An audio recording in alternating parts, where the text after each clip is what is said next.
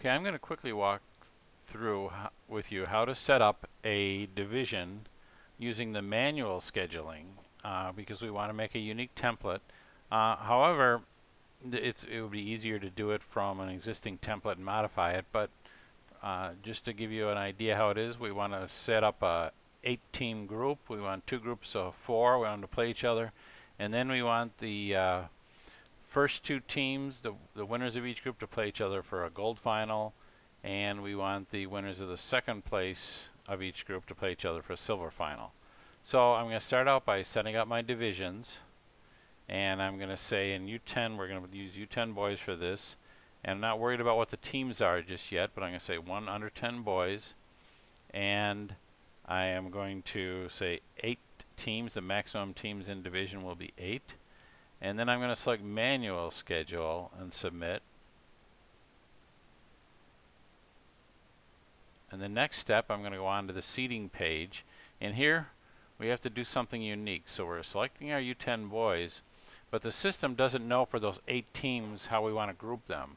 So I have to create a group string, and this question mark will give you help for that. But what I want to do is I want my first team to be in group A, my second will be in B, my third will be in B, my fourth is in A, my fifth is in A, my sixth is B, my seventh is B, and my eighth is A. So I've got 4 teams in each group, and we seed them in that fashion so that the highest level teams are on the top of their group and then the lower level teams are on the bottom of their group, so we alternate groups.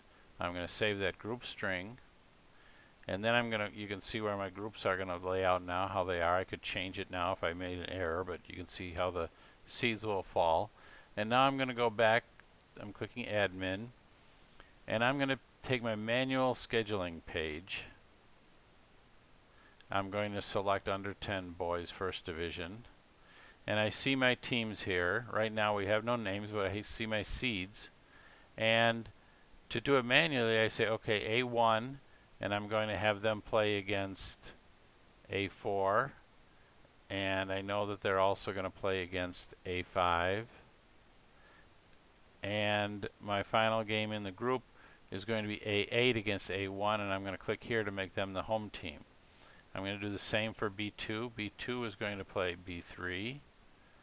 They're going to play B6, and they're going to play B7 will play B2. So you can see it's counting. They each have their 3 games now.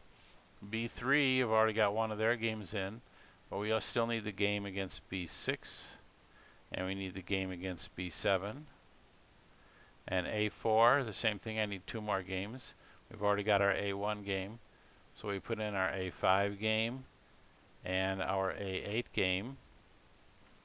And then A5 needs 1 more game, and of course that's going to be against A8. And B6 is going to need 1 more game against B7. And now everybody's got their 3 games, so these are all their group games, so I'm going to save these. And it generates all of my games and puts them into 3 rounds for me. Now I want to go on to the multiple round screen, select my U10 boys first division, and I have my group play with all of them, and all I need to do now is add my 2 finals. So I click this plus to add a final, and we're going to add, this one is going to be in round 4. It's going to be a new round, and it's going to be by points, and so will the away team, and it's going to be the group A first place against group B first place, and this is a final, and it is gold, and it's non-points. Add that. I need to add 1 more game. Add to round 4 by points, and it's group B first place against group B, group A for second place against group B second place. Final game, silver. No points. Add it, and we're done with just 5 seconds remaining before our video ends.